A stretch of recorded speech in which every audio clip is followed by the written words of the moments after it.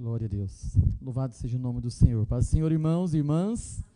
Estamos aqui em mais um domingo, mais um culto de Santa Ceia, para adorar aquele que vive e reina para todo sempre. Amém? Gostaria que você abrisse a sua Bíblia, na Epístola de Paulo aos Colossenses, capítulo 2. Colossenses, capítulo 2, a partir do versículo de número 10. Epístola de Paulo aos Colossenses, capítulo 2. Quem encontrar pode falar o nome da página aí. Na página 1692, 1692, nessa nossa Bíblia padronizada. Vamos colocar de pé mais uma vez. Colossenses 2, a partir do versículo 10. Leremos do verso 10 ao verso 11. Aliás, 10 ao 15, desculpe. Diz assim: também nele estáis aperfeiçoados, ele é o cabeça de que todo principado e potestade. Nele também fostes circuncidados, não por intermédio de mãos, mas no despojamento do corpo da carne, que é a circuncisão de Cristo, tendo sido sepultados juntamente com ele no batismo, no qual igualmente fostes ressuscitados mediante a fé no poder de Deus que o ressuscitou dentre os mortos. E a vós outros que estáveis mortos pelas vossas transgressões e pela incircuncisão da vossa carne, vos deu vida juntamente com ele, perdoando todos os nossos delitos, tendo cancelado o escrito de dívida que era contra nós, e que constava de ordenanças, o qual nos era prejudicial, removeu inteiramente, encravando na cruz, e despojando os principados e as potestades, publicamente os expôs ao desprezo, triunfando neles na cruz. Aleluia! Pode se assentar em nome do Senhor Jesus. Hoje é noite de louvor, de adoração, noite de nós também, daqui a pouco, participarmos da Santa Ceia do Senhor. É interessante que em toda Santa Ceia, quando o pastor, ou nós, de nossos pastores, vai celebrar a Santa Ceia, nós lemos o texto que o apóstolo Paulo fala sobre a ceia, e ele traz uma expressão muito interessante: fazei isto em memória de mim. Todas as vezes que nós nos reunimos para participar da Santa Ceia, é fazer esse ato, esse sacramento em memória de Jesus. E Santa Ceia é exatamente um dia de memorial. Santa Ceia é um dia de relembrar. A Santa Ceia, para nós cristãos, é uma das mais belas celebrações que nós temos. Nós temos duas ordenanças no Novo Testamento: o batismo, que nós nos alegramos muito quando um pecador se arrepende e desce às águas batismais, como também quando nós participamos da Santa Ceia. Nós sabemos que a Páscoa, como nós pregamos aqui, a irmã Irene e eu, nós pregamos domingo passado sobre a Páscoa, que era o dia da Páscoa. A Páscoa cristã se tornou a nossa Santa Ceia. E é dia, sim, a Santa Ceia, é dia de nós celebrarmos a vitória da vida sobre a morte, é dia de nós celebrarmos a vitória do perdão sobre o pecado, da absolvição sobre a condenação, a vitória da luz sobre as trevas, do céu sobre o inferno, de Jesus sobre o mundo, a carne e o diabo. É dia de relembrarmos quem éramos sem Cristo e quem somos nele. É dia de relembrar o seu sacrifício expiatório. É dia de glorificar a Cristo nos nossos corações. Esse é dia de participar da Santa Ceia. É dia de relembrar quem foi Jesus e o que ele fez por nós. Por isso que é citado: fazer isso em memória de mim. Queridos, preste atenção. Existe uma diferença entre simpatia e empatia. Costumo brincar, simpatia não é falar ok para a tia, né? Oi tia, sim, né? Então, uma pessoa simpática é uma pessoa sorridente, uma pessoa cordial. Nossa, fulano é tão simpático. Aquela pessoa que está sempre sorridente, recepcionando bem, desejando as boas-vindas, é uma pessoa simpática, que te recebe com um sorriso no rosto. Agora, o empático, ele é mais profundo do que o simpático. Porque o empático, além dele ser cordial, ele se coloca também no lugar do outro. Ele tenta sentir aquilo que o outro está sentindo. Isso é empatia. Tentar, pelo menos, imaginar como é que seria você passando por aquela situação. Agora, quando eu olho para a Bíblia, para a palavra do Senhor, eu observo que Jesus foi muito mais do que simpático e muito mais do que empático. Se tivesse uma palavra, até que tem na língua portuguesa, mas ela é usada em outro contexto. Talvez seria, Jesus foi transpático, no sentido de que se colocou no lugar. Ele colocou-se no nosso lugar para sentir aquilo que nós sentimos. E é interessante que Jesus, ele de fato, ele nos entende. Eu acho fantástico, queridos, porque a Bíblia ela mostra como é que foi a vida e o ministério de Jesus.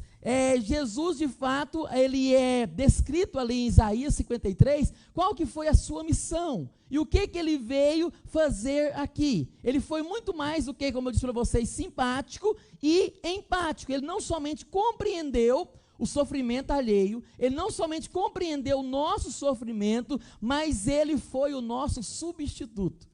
Ele sofreu em nosso lugar. O texto de Isaías, depois nós vamos voltar para Colossenses, mas o texto de Isaías 53, que a maioria de nós conhece, é um texto que fala sobre o sofrimento de Jesus. Isaías profetizou esse texto em torno de 750 anos antes de Cristo, então foi uma profecia, e ele fala como é que seria o ministério de Jesus. Ele diz algumas coisas interessantes em relação ao sofrimento, que ele diz o seguinte: quem creu em nossa pregação, e quem foi revelado o braço do Senhor, porque foi subindo como renovo perante ele, como raiz de uma terra seca.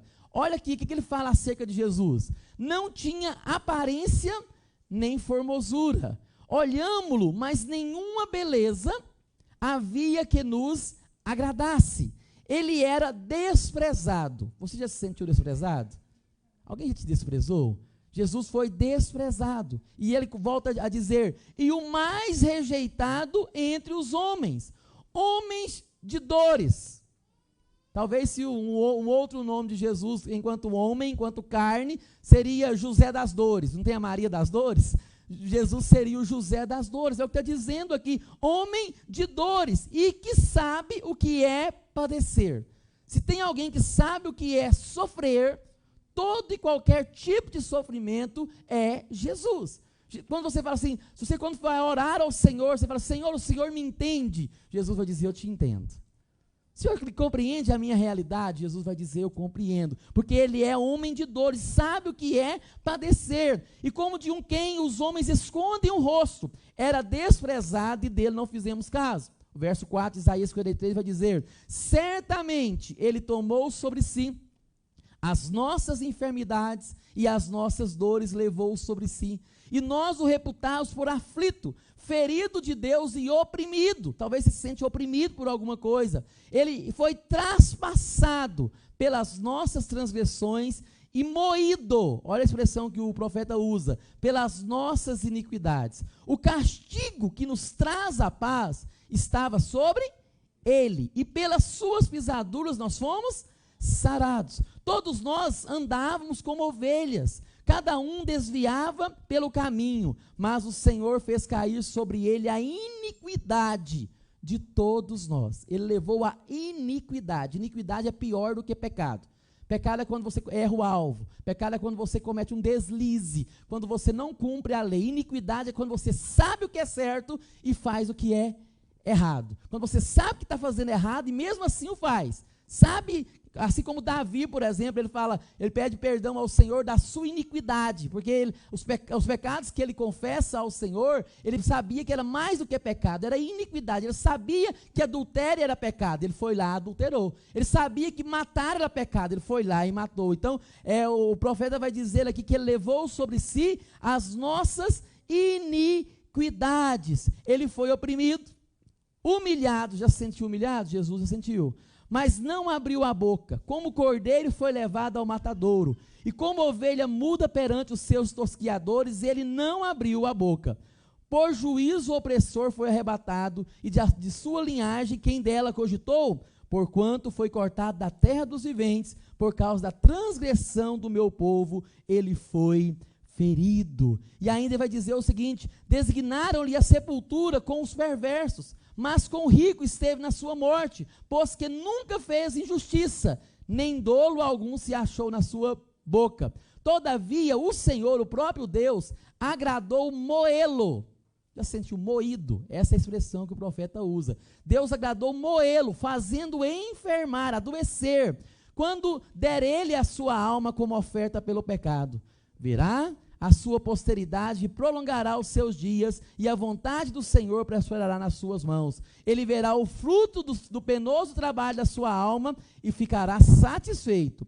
O meu servo justo, com o seu conhecimento, justificará a muitos, porque as iniquidades deles, suas e minhas, levará sobre si. Por isso eu lhe darei muitos com a sua parte, e com os poderosos repartirá ele o despojo, porquanto derramou a sua alma na morte, foi contado com os transgressores, contudo levou sobre si o pecado de muitos, e pelos transgressores intercedeu.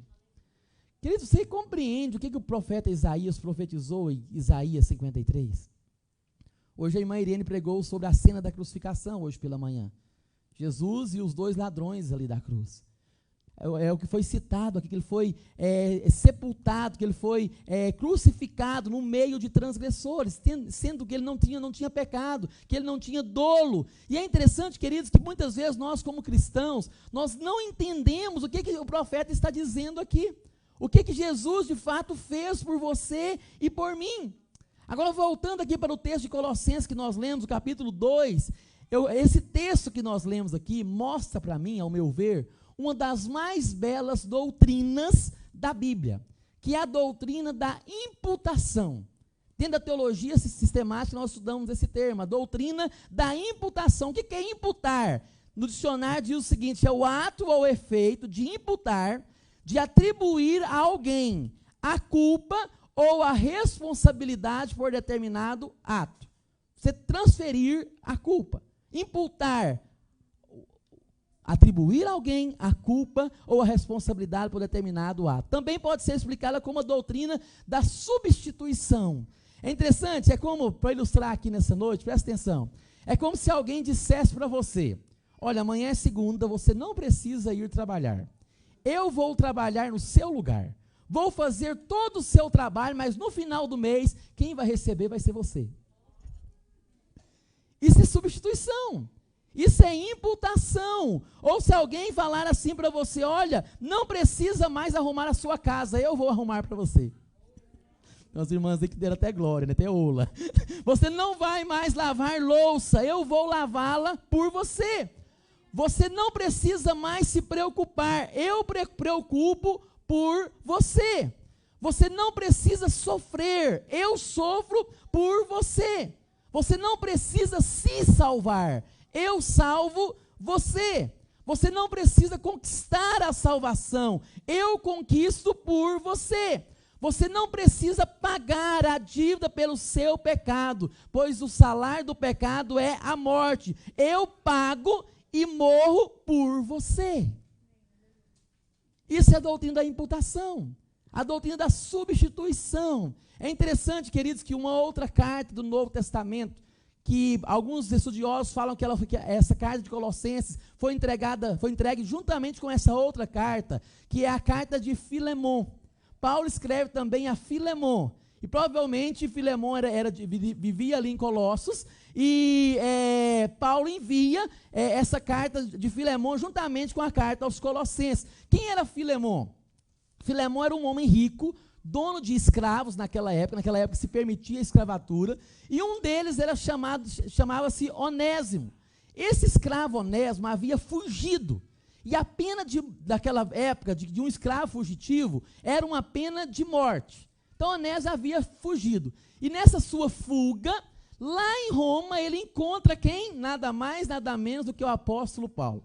Paulo estava aprisionado em Roma, e lá em Roma ele foi evangelizado pelo apóstolo Paulo. Lá em Roma, Onésimo converteu-se ao Senhor, conheceu a graça salvadora, e ficou ali por um período com o apóstolo Paulo. E é interessante que o apóstolo Paulo, quando você vai conversando com alguém, você conhece fulano, você conhece ciclano, aí é interessante que muitas vezes alguém é amigo de alguém que você conhece, ou primo, ou parente, é igual cidade do interior, você falar mal de alguém, você está conversando com o primo de alguém, né? É todo mundo conhecido. Então certamente Onésimo contou a sua história, E falou sobre Filemon. Ele falou assim, eu conheço Filemon. Eu também evangelizei Filemon. Eu ganhei Filemon para Cristo.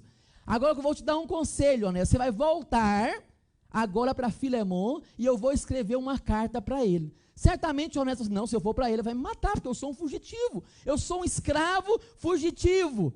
Mas Paulo falou, calma aí, a carta que eu vou escrever não tem erro, ele não vai te matar, pode ficar tranquilo, porque Filemon também é um salvo. Filemon também é um cristão, e ele vai me entender. E aí, Paulo, nessa carta aqui, então, ele solicita por Onésimo ali, então, o perdão e a isenção da sua pena de morte. E ainda Paulo pede a Filemon que o receba de volta, aquele escravo Onésimo, fugitivo, que o receba de volta, só que agora não mais como escravo, que o receba de volta como um irmão caríssimo.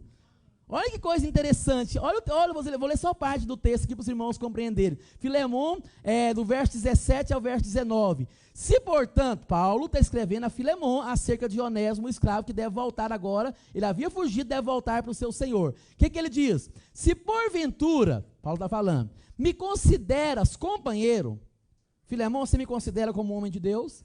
Você me considera como alguém que ganhou você para Jesus, que te evangelizou, que foi instrumento de Deus para a salvação da sua alma? Se você me considera, recebe a Onésimo como se fosse a mim mesmo. Sabe quando eu cheguei na sua casa, você faz uma pamonhada, raspa o pão de queijo, você vai receber Onésimo, seu escravo, dessa forma, como se fosse a mim mesmo. E Paulo fala o seguinte, e se algum dano Onésimo te fez, se ele te deve alguma coisa, lança na minha conta. Pode deixar que eu pago. Se ele te deve alguma coisa, pode deixar que eu pago. Eu, Paulo, de próprio punho, escreverei. Aí ele assinou. O apóstolo Paulo fala, eu vou assinar, você vê a minha assinatura. E ele colocou assim, eu pagarei, para não te alegar que também tu me deves até a ti mesmo. O que Paulo está dizendo para Filemon? Sabe a sua salvação? Eu fui instrumento de Deus na sua vida. Você me deve a sua alma, porque é isso que eu preguei para você, que é o evangelho, isso é capaz de te levar para o céu e te dar uma vida eterna. Você me deve a sua vida. Com base nisso, eu quero que você receba a Onésimo como você estivesse me recebendo. Se ele te deve alguma coisa, coloca na minha conta. O que eu fiz por você é suficiente, porque você me deve a sua própria vida. E essa foi a argumentação. E é interessante, queridos, que Paulo aqui, ele se coloca diante de Filemon em relação a Onésimo como um fiador, como um representante, e é exatamente o que Jesus fez por nós ali na cruz do Calvário. Jesus coloca como nosso substituto, e é exatamente sobre isso que eu quero falar nessa noite, essa linda doutrina da imputação, ou doutrina da substituição. Sabe o que é isso, para que você possa compreender melhor, meu irmão? O que é a doutrina da imputação? A perfeição de Cristo foi atribuída a você e a mim. Deus, quando olha para você, ele não vê mais as suas imperfeições. Deus olha você e vê você como perfeito, porque a perfeição de Cristo foi atribuída a você. Você é considerado santo, você é considerado perfeito na presença de Deus. Isso é o que Cristo fez por nós, porque Ele é o nosso substituto. Observa aí, presta atenção, ainda em Colossenses capítulo 2, olha o verso 10. Também nele quem? Em Cristo, estais o quê? Aperfeiçoados. Preste atenção, vocês não são perfeitos, vocês estão em Cristo aperfeiçoados, está no passivo, não é uma perfeição própria, você não é perfeito, meu irmão, eu não sou perfeito, nós somos pecadores, e demasiadamente pecadores, somos falhos, está entendendo? Mas olha o que Paulo está dizendo, nele, em Cristo, vocês não são, vocês estão, o quê? Aperfeiçoados. Deus não olha, você que creu em Jesus, Deus não olha mais para você como um pecador, como uma pecadora. Deus olha para você como santo. Me lembro do pastor Jorge Luiz, meu professor no seminário, o pastor Benjamin conhece muito bem. Ele chega assim, santo Benjamin, né? Ovelha graúda. Por que ele chega santo Wilson Júnior, se eu estava falando com ele, santo Wilson, por que, queridos? Que em Cristo nós somos santos. Nós temos alguém que nos representa diante de Deus. A perfeição de Cristo é atribuída a nós. Então o verbo aqui, estais, é uma ação acabada, está no passivo, tem alguém que está nos aperfeiçoando. Quem é esse que está nos aperfeiçoando? O próprio Cristo. Nele, somente através de Cristo, nós somos e nos tornamos santos, nós somos e nos tornamos perfeitos diante de Deus. Isso é o que ele fez. Em contrapartida, a nossa imperfeição, os nossos pecados foram atribuídos a Jesus. Por isso que ele morreu, por isso que ele foi crucificado, para levar sobre si as nossas dores, para levar sobre si as nossas enfermidades, para levar sobre si o castigo que nos traz a paz. Estava sobre ele, pelas suas pisaduras nós somos sarados. O seu pecado foi colocado sobre os ombros de Jesus. Por isso que ele disse para o Pai lá no Getsêmani, se possível, afaste de mim este cálice, porque ele não iria sofrer um pecado, a morte por um pecado comum. Ele iria naquele momento ali na via crucis, levar sobre si o pecado de todos aqueles que iriam crer no seu nome, aleluia. É isso que ele estava fazendo ali. A nossa imperfeição foi atribuída a ele. A nossa culpa foi lançada sobre ele. Os nossos pecados ele levou sobre si. Ele fez uma permuta. Nós no interior chamamos de barganha, né? Ele foi uma gambira. Ele fez uma permuta que ninguém faria. Trocou a sua glória, a glória dele, para se fazer carne. Trocou a sua majestade para se tornar um homem de dores. Nos deu a sua glória de presente e levou as nossas dores. O castigo que nos traz a paz estava sobre ele. Isso é doutrina da imputação, queridos. A perfeição de Cristo é atribuída a você e a mim, enquanto que os nossos pecados foram lançados sobre ele. Em segundo lugar, preste atenção, a obediência de Cristo à lei foi atribuída a você e a mim. Lembra Jesus que algumas vezes ele disse, eu não vim para revogar a lei, eu vim para cumpri-la. Quem é nessa terra que cumpriu totalmente, plenamente, toda a lei? Só teve um homem. Esse homem chama-se Jesus de Nazaré. Nem Moisés, que foi para quem Deus deu a legislação, não cumpriu totalmente. Nenhum outro homem cumpriu, mas Jesus cumpriu. Sabe o que significa isso? Que a obediência dele é atribuída a nós. Isso é a doutrina da imputação. Ele é o nosso representante diante de Deus. Preste atenção, queridos. Só existem duas pessoas que nos representam diante de Deus, segundo a palavra do Senhor: Adão e Cristo. Só tem duas pessoas. Quem não tem Cristo, Adão o representa.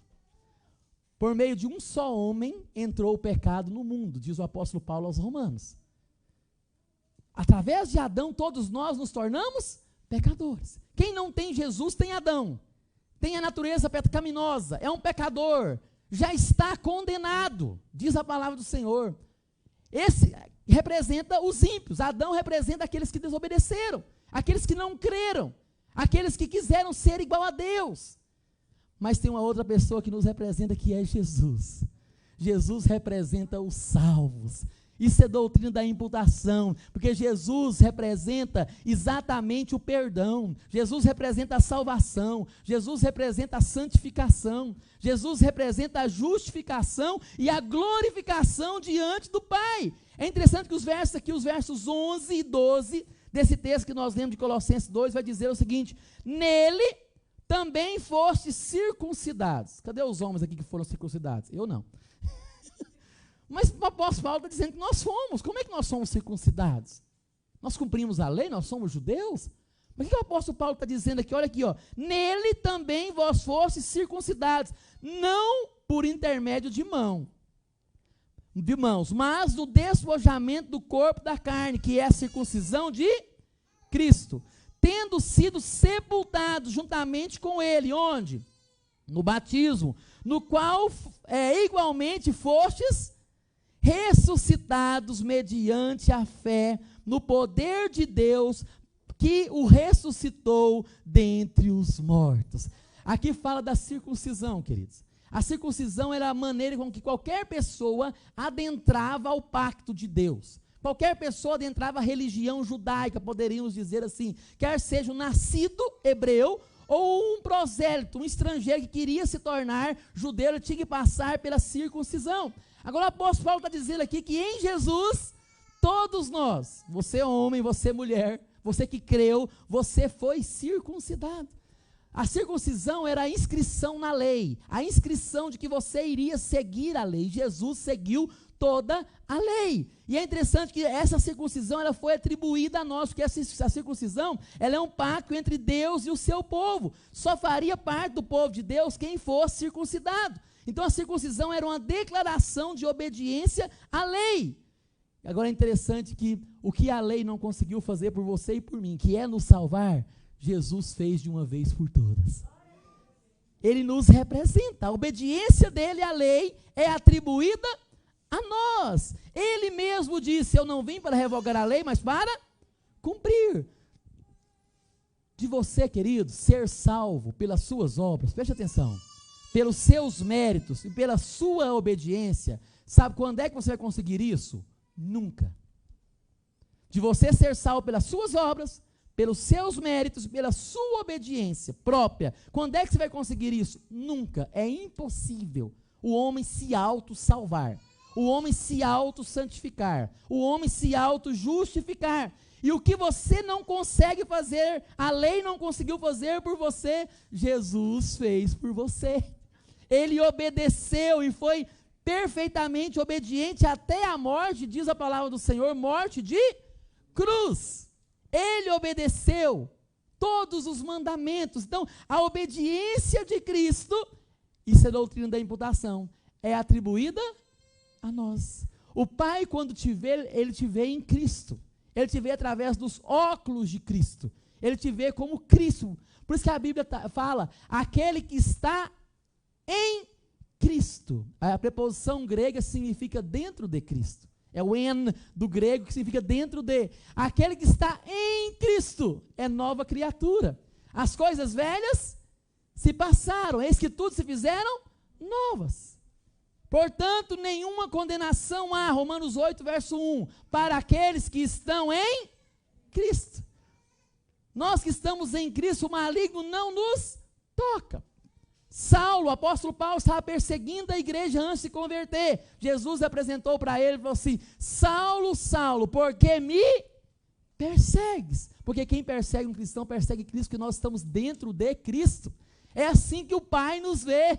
Todos que estão dentro da arca serão salvos. Todos que estão em Cristo serão salvos. Que a obediência de Cristo foi imputada a nós. Aleluia! Nós somos considerados perfeitos e somos, a santidade dele, a obediência dele foi atribuída a nós. Terceiro e último lugar, a justiça de Cristo foi atribuída a você e a mim. É o que vai dizer aqui os versos 13 para frente. E a vós outros, que estáveis como? Mortos, verso 13 de Colossenses 2, pelas vossas transgressões e pela incircuncisão da vossa carne, ele vos deu o quê? Vida, juntamente com ele, fazendo o quê?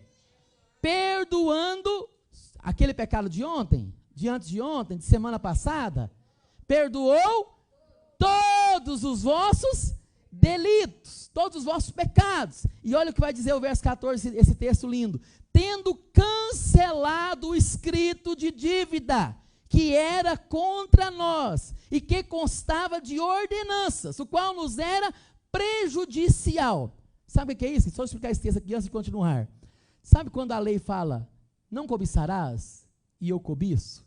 Isso gera uma nota promissória lá no céu, dívida, pecou. Não mentir, e eu minto.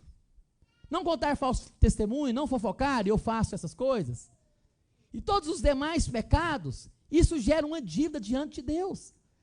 E o que o apóstolo Paulo está dizendo aqui, que nós tínhamos uma nota promissória lá, uma dívida impagável. O que Jesus fez? Ele rasgou. Ele cancelou o escrito de dívida que era contra Nós, que constava onde? Na lei, que a lei mandava fazer e eu não conseguia fazer, o qual nos era prejudicial, removeu inteiramente, fazendo o quê? Cravando na cruz, despojando os principados e as potestades, publicamente os expôs ao desprezo, triunfando deles na cruz. Sabe o que é isso aqui, queridos? Cristo é o nosso fiador. Cristo é o nosso fiador. A Bíblia diz que o salário do pecado é a morte. Deus tem que fazer justiça. Deus não abre mão da sua justiça. Mas a justiça dele foi imputada sobre Jesus. Ele é o nosso fiador. Nós deveríamos morrer. E o texto vai dizer que nós já estávamos mortos dos nossos delitos e pecados. E ele nos deu vida. Ele escrevendo aos Efésios, o apóstolo Paulo fala isso também. Ele vos deu vida estando vós mortos dos vossos delitos e pecados. Perdoou todas as nossas iniquidades. Pagou a nossa dívida para com Deus. A lei não nos salvaria nunca. E Jesus bradou lá na cruz do Calvário: está pago, está consumado, aleluia. Sabe o que Jesus estava fazendo ali na cruz, queridos? Jesus estava fazendo na cruz 3 transações comerciais. Dentre elas, Deus não pôs, presta atenção, a sua dívida na sua conta. Através de Cristo, Deus não pode mais colocar a sua dívida na sua conta. A segunda transação, Deus pôs a sua dívida e a minha dívida na conta de Jesus. E além disso, Deus colocou a justiça de Jesus na sua conta. O que é isso, queridos? Isso é graça, isso é amor, isso é favor imerecido. Nós estamos vivendo uma época que muitas empresas estão quebrando. Imagine você quebrado, você como empresário quebrado, você devendo 1 milhão para o banco. Imagine essa cena, nem querer imaginar. Que desespero, você não tem como pagar, seus patrimônios somados não darão isso. Aí vai alguém e faz um pix para a sua conta de 1 milhão. Ufa, já não devo mais o banco. Sabe o que é isso? Perdão. Isso é perdão, calma aí, só que Deus não fez só isso. Isso é perdão. Então eu devia para o banco 1 milhão, e alguém foi lá e transferiu para a minha conta 1 milhão. Eu continuo quebrado, certo? Só não estou mais devendo. Só que, além de depositar, você não é mais um devedor, mas continua pobre e quebrado. Agora vem, isso é o perdão, agora vem a justificação. Sabe o que é a justificação? Deus transfere para a sua conta, lá no tribunal do céu, todo o crédito da justiça de Jesus. E é um crédito ilimitado, capaz de te perdoar, capaz de te salvar, capaz de te justificar e capaz de te glorificar, aleluia. Isso é a justificação. Ele não somente perdoou, mas atribuiu a justiça de Cristo a você, ele te deu um bônus a mais. Aleluia. Aí presta atenção, a justificação, ela não é um processo, ela é um ato jurídico, um ato único que foi cravado na cruz do Calvário. Ele cancelou o escrito de Deus que era contra nós. E a pessoa que acaba, eu acho interessante, é que muitas pessoas não entendem isso, mas presta atenção, eu estou concluindo. A pessoa que acabou de crer em Jesus hoje, é tão justificada, quanto aquela que já tem 90 anos de vida cristã. Isso é graça. A pessoa que nasceu em um lar cristão, como o pastor Wilson Júnior, e nunca desviou, é tão justificada, quanto o ladrão da cruz, que se arrependeu na prorrogação do segundo tempo. É tão santo e tão justificado quanto o ladrão da cruz. Isso é graça.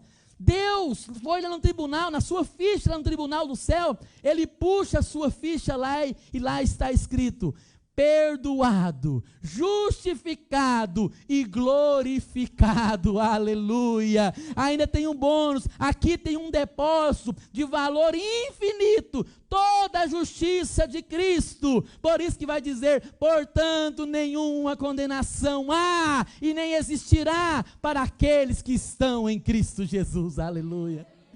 Jesus te perdoou a sua dívida e te deu um bônus ainda. Eu costumo dizer que o pacote da salvação é um pacote all inclusive. Está tudo incluído. A santificação está lá. O perdão está lá. A companhia do Espírito Santo está lá. A intercessão está lá.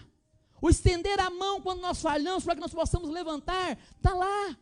A glorificação, é isso que Paulo vai dizer aos romanos. Aquele que conheceu, a esse também chamou. E aos que chamou, a esse também justificou. E aos que justificou, a esse também glorificou. Nós, na visão de Deus, já estamos no céu. Já não seremos salvos, nós já somos salvos, porque Cristo já conquistou o nosso direito, aleluia. Já tem um bônus infinito que nos dá direito à salvação, não por mérito nosso, mas pelo mérito de Cristo ali na cruz do Calvário. Isso é a doutrina da imputação. Por isso que eu disse para vocês que é uma das doutrinas mais lindas que nós temos na Bíblia. A obediência de Cristo, ela foi atribuída a você e a mim. A justiça de Cristo, ela foi atribuída a você e a mim. E a perfeição de Cristo foi atribuída a você e a mim. Por isso nós podemos chegar diante de Deus e chamá-lo de pai, de papaizinho. Por isso que nós podemos entrar no Santo dos Santos. Não é pelas obras do louvor, não é pela nossa performance, mas é pelo novo e vivo caminho. Pelo sangue de Jesus, o eterno e sumo sacerdote. Por isso nós podemos adentrar com intrepidez, com ousadia, crendo, e muitas vezes o inimigo de nossas almas tenta tirar essa fé do nosso coração, colocar dúvida, você não merece, você não é, mas você vai dizer, em Cristo eu sou, merecer eu concordo, eu não mereço, mas Jesus me fez merecedor, aleluia. Eu não estou salvo, eu sou salvo, porque o sacrifício de Cristo ali na cruz do Calvário foi um sacrifício terminal. Ele quitou a minha dívida, Ele escreveu o meu nome no livro da vida, e eu já me tornei cidadão dos céus, aleluia. Por isso o cristão não tem medo de nada, o cristão não tem medo do futuro, o cristão não tem medo da morte, o cristão não tem medo de nada, porque tudo já está incluso, porque o pacote da salvação é all inclusive. E você pode descansar no Senhor. Foi-te imputado a justiça de Cristo. Deus olha você pelos óculos de Cristo, através de Cristo. Aquilo que você não consegue obedecer, Cristo te completa. Ele está te santificando, Ele está trabalhando na sua vida. Vamos abandonar o pecado, porque o pecado não presta mesmo. Mas Deus está nos completando, e a Bíblia diz, aquele que começou a boa obra em nós, é fiel para completá-la, aleluia. Ele vai completar aquilo que você não consegue. Ele vai transformar você de glória em glória para a sua glória. Que participemos da Santa Ceia hoje, queridos, com essa reflexão. Você é salvo. Essa é a maior alegria. Essa é a melhor notícia que nós podemos ter. A nossa salvação está garantida. Está preservada em Cristo, e eu posso viver uma vida que o glorifique, eu posso viver uma vida de santidade da sua presença, rendendo a Ele glória, como nós cantamos aqui nessa noite.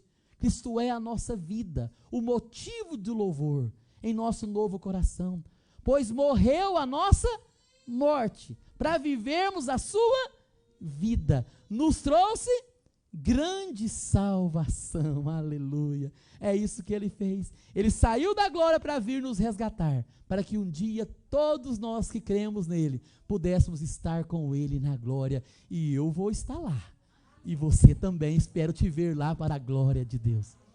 Feche teus olhos em nome do Senhor Jesus, curva a tua cabeça. Querido Deus, nós queremos te bendizer pela tua palavra, Senhor, a tua palavra que traz alegria à nossa alma. O maior presente que o Senhor nos deu foi o presente de ter enviado Jesus para nos salvar ali na cruz do Calvário. O Senhor nos abençoa, o Senhor nos provê, o Senhor está conosco, mas o presente da salvação é o motivo da nossa exultação, é o motivo da nossa alegria. Por mais que passamos por momentos de tribulações, por sofrimentos, a tua palavra diz que os sofrimentos do tempo presente não podem nem ser comparados à glória que está por ser revelada. E que possamos, ó Pai, viver pela fé, viver em fé, de glória em glória, glorificando ao teu santo nome, sabendo que nós temos um Senhor, sabemos que nós temos um Salvador, sabemos que Cristo morreu por nós na cruz do Calvário, sabendo que Cristo nos amou com um amor imensurável, sabendo que Ele morreu para que nós pudéssemos ter vida e vida em abundância. Por isso nós te louvamos nessa noite, queremos participar dessa santa ceia, ó Pai, celebrando a Ti, glorificando ao Teu santo nome, porque todos nós que aqui estamos, Senhor, somos injustos. Todos nós que aqui estamos somos pecadores, todos nós que aqui estamos somos falhos quando nós olhamos para nós mesmos, Mas quando nós olhamos para Ti, através de Ti nós somos santos, através de Ti nós somos perfeitos, através de Ti nós somos redimidos, através do Teu Filho nós somos justificados, e nada há de nos separar do amor do Senhor. Não é a morte, não é a vida, não é o presente, não é o porvir, não são os principados, não são a potestade, não será a fome, a nudez, a espada, a miséria. Em todas estas coisas, diz a Tua palavra, somos mais do que vencedores em Cristo Jesus. O Senhor já nos fez vencedores, por isso nós podemos celebrar a vitória para a Tua glória, em nome do Senhor Jesus. Você pode aplaudir ao Senhor nessa noite? Aleluia! Aleluia! Vira para o teu irmão e fala assim: sorria, você é um cidadão do céu. Aleluia! Louvado seja o nome do Senhor. Pastor Benjamin.